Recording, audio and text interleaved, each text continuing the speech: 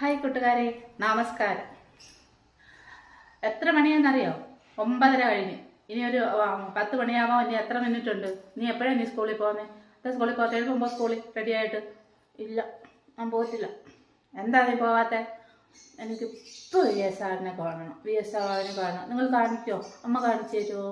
അല്ലെങ്കിൽ നിങ്ങൾ കാണിച്ചു തരുമോ? എനിക്ക് VS-Rനെ ഇപ്പോൾ കണ്ടാലേ ഞാൻ സ്കൂളിൽ പോകത്തുള്ളൂ. നിങ്ങൾ പറയണേ.